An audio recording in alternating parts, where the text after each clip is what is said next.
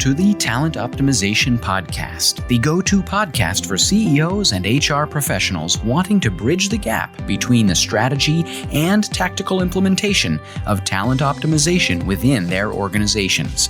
Through interviews, predictive index, and personal experience, your host, Tracy Shirk, helps you discover the facets of talent optimization from both a CEO and HR perspective to truly create the dream team for your organization. Are you ready? Let's get started. Inspire. Inspire is to fill someone with the urge or ability to do or feel something, especially to do something creative. So our goal here today on the Talent Optimization Podcast is to inspire you to be creative about how you lead your team and how you lead those new members of your leadership team. I don't know about you, but I know for me, as that first leadership experience that I had stepping into an organization, I was so concerned about getting in and actually hitting every single box and checking every single box, all of those tactical things, right? What I didn't realize is that there was an amazing way to integrate the people that I was leading and actually get things done better if I worked through people and with them. And so much of that is how we inspire that team around us. One of the key things that we see in our culture today is burnout. We're seeing Zoom fatigue, and we're seeing, this lack of work-life balance as the whole pot of soup is in a bedroom behind, a computer screen, correct? So one of the key things that we're really looking at is, hey, if we're going to inspire, and we know cannot inspire others if we ourselves are depleted, if our battery's depleted, right? And one of the inspirations for this podcast also came from a Forbes article that was very specific about how do you motivate your team. So motivation starts with you, how managers can truly inspire their teams. And I think we always look for inspiration for both ourselves and others. And so much of that can come from within.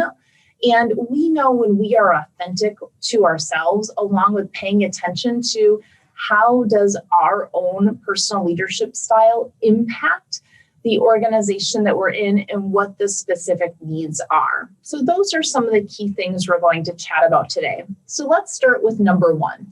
Number one is, if we're going to inspire others, we ourselves need to ensure that we have what we need to be successful. So I like to look at this as a teacup, right?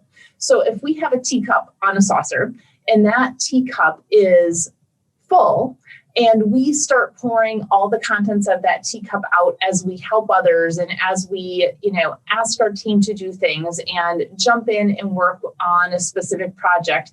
And if that gets to be where we are completely depleted, that teacup is empty, guess what? We are not going to be our best selves, and we're probably not going to be inspiring others. And so one of those key traits of great leadership is to ensure we ourselves are taken care of first, that our cup is full, and what we're giving away is what's overflowing from that cup versus completely depleting ourselves. And so as we inspire our team, if we really think about how do we show up best at work, what are those key things that we do? And some of that is sometimes we take a break.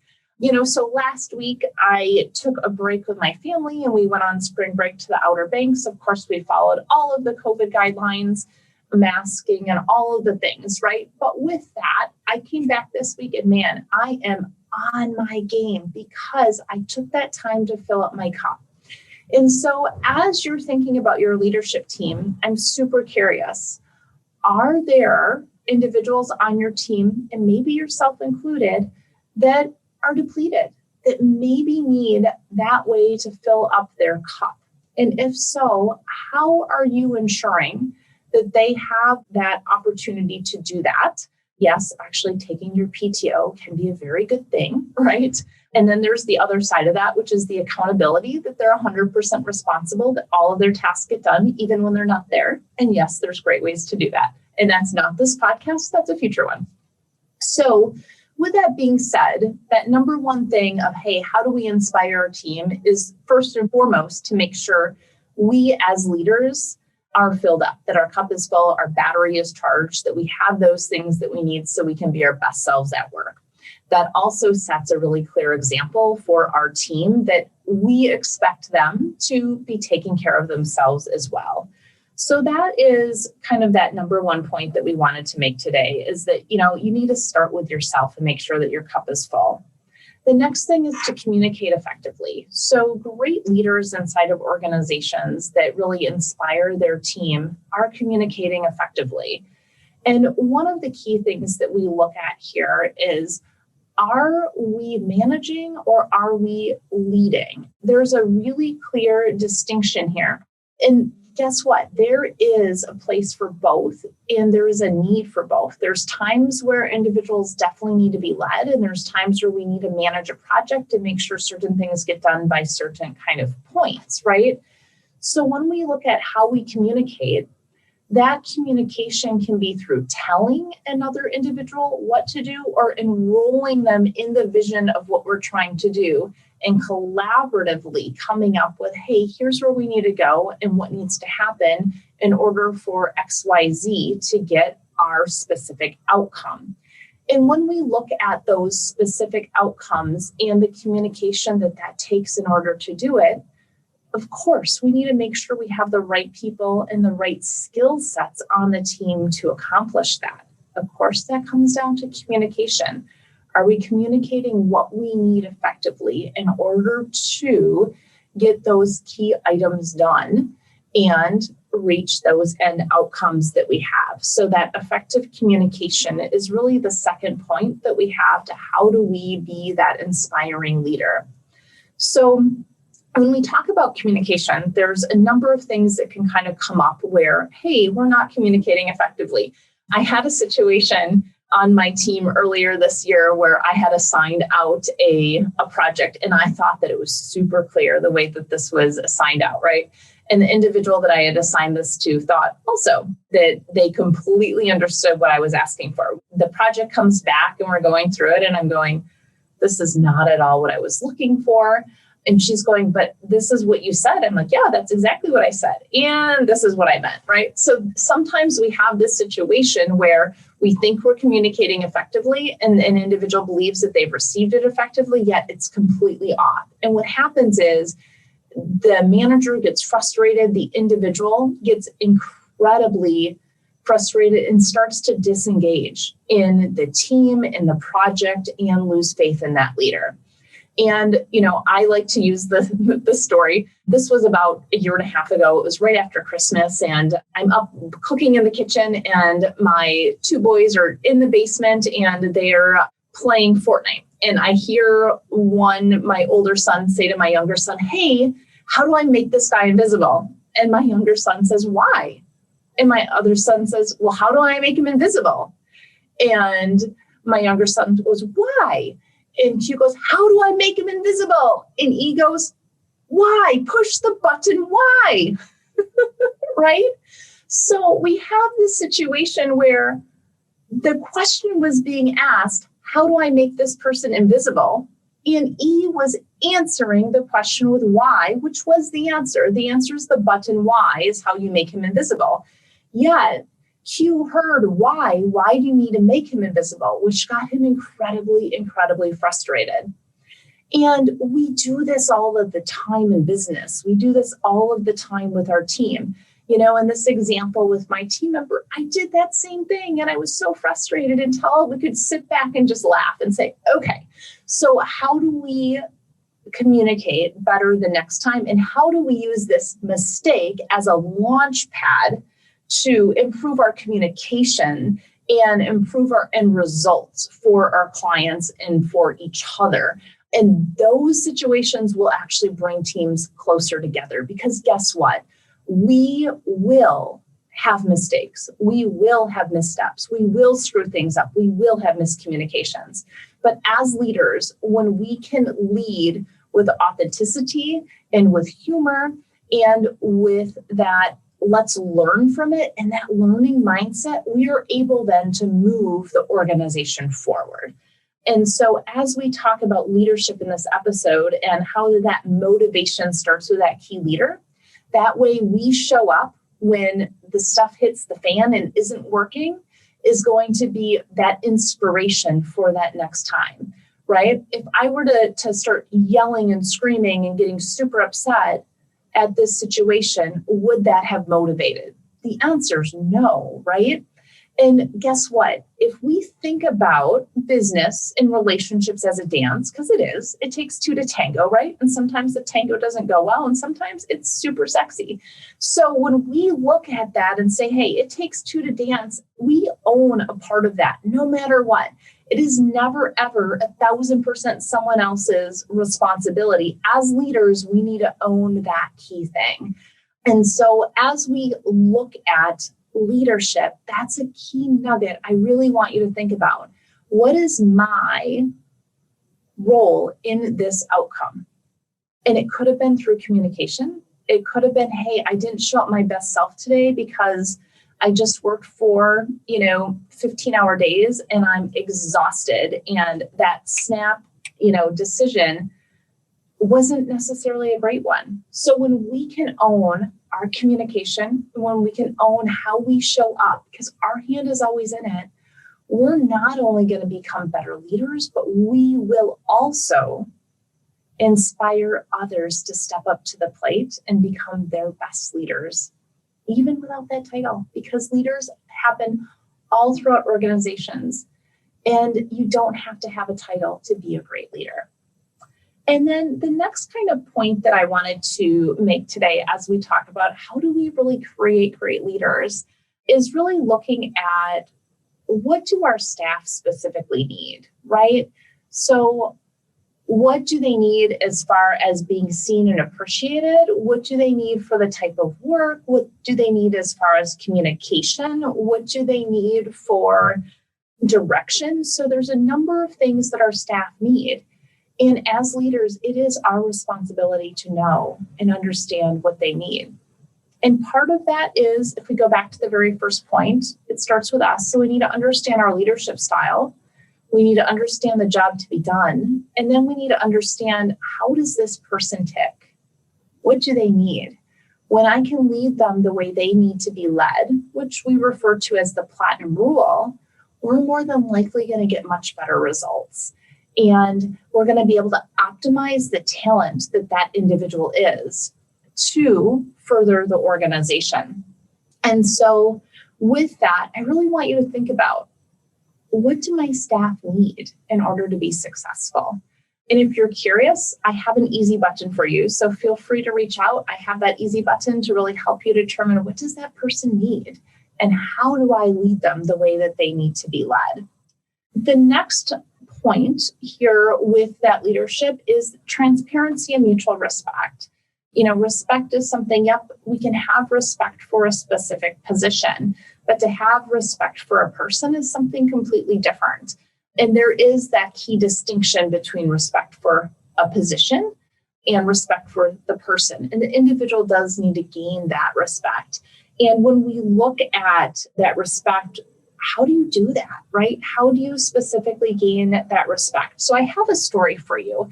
I was working with one of our clients on a very specific employee issue. And as we were talking through that employee issue, one of the questions was, what were the expectations that this staff member had? And the response was, well, we actually talked about this 2 months ago, and I got super, super busy and kind of dropped the ball on this. So it may be that this individual is super frustrated because they feel like I forgot a conversation that's important to them, but it just fell to the bottom of my to-do list. I said, great. That's fantastic. That noticing right there of, hey, there was something that I promised, and life gets busy, work gets busy, all those things. I'm not stating that as an excuse. I'm stating that as sometimes it's a fact that we need to be aware of going forward, but how do we go back and clean it up, right? So earlier in our conversation today, we talked about mistakes as launch pads to success. So when we can go back then and say, hey, let's circle back around to the conversation that we had 2 months ago. These were the things that were promised. I'm going to formalize that today. And here's how we're going to formalize it. And with that, here is what we need moving forward for the job, for the organization, and to best serve you so that you can be fulfilled in the work that you're doing here. And that authenticity, that ownership of, guess what? I made a mistake and I'm going to go back and I'm going to clean it up. Does that work for you? That builds that trust and respect in the organization. So I wanted to share that as an example because sometimes I think respect gets thrown around a lot. And what does that actually mean? But that also ripples through the organization of, hey, maybe there's other things that were dropped that have completely fallen off the radar. We're providing an environment for individuals to bring those forward so that we can address them in a way that brings closure to it. And closure doesn't always need to be in a way that that individual wants that to be closed, right? Closure just means we've addressed it, we've closed it. And I like to ask the question, are you complete at the end? Because then I know that we have closed that and then our communication is complete. If they say, nope, I'm not complete, great. Then let's continue the conversation until you are. So with that, we've covered a number of different topics in our conversation today, specifically about great leadership starts with us and ensuring that our cup is full, that our battery is charged, and that we own what our leadership style is. The second piece we talked about in leadership is communicating effectively and what that looks like. We talked about how we ensure that we see and appreciate our staff. And again, each person is going to have a different way that they want to be seen and appreciated. And it is our responsibility as leaders to understand how they specifically need to be led. And then lastly is that, transparency and mutual respect. So with that, as with every one of our podcasts, right, we're going to end with, hey, what is one tip based on our conversation today that we can provide to our HR listeners, our human resource professionals that are listening into our conversation?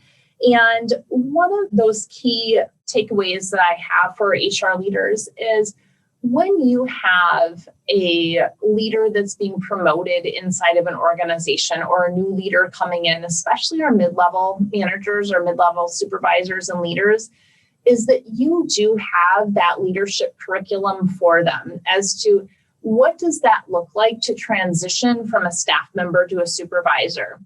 And not just in the job duties, because guess what? They are probably amazing at the tasks. It's going to be the leadership and the people management, the people leadership that will be a challenge.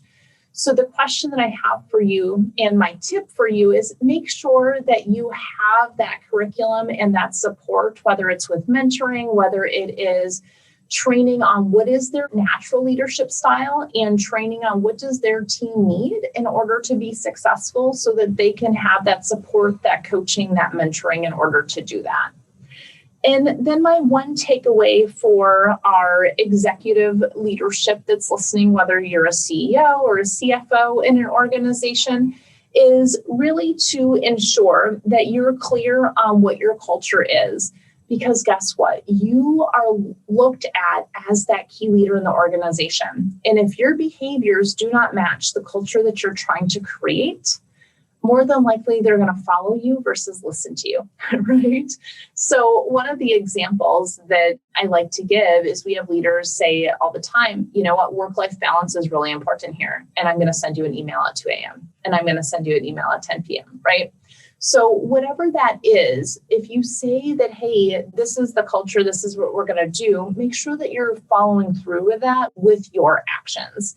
So with that, thank you so much for joining us here at the Talent Optimization Podcast. I hope that you join us next week as we continue to talk about leadership. Also, we have our monthly webinars through our Talent Optimization Foundation, and I would love to see you there and have those one-on-one conversations with you as you navigate creating strong leaders within your organization and your team to best optimize the talent in your organization so every individual can be fulfilled in the work that they do. Thank you so much and have a great rest of your day.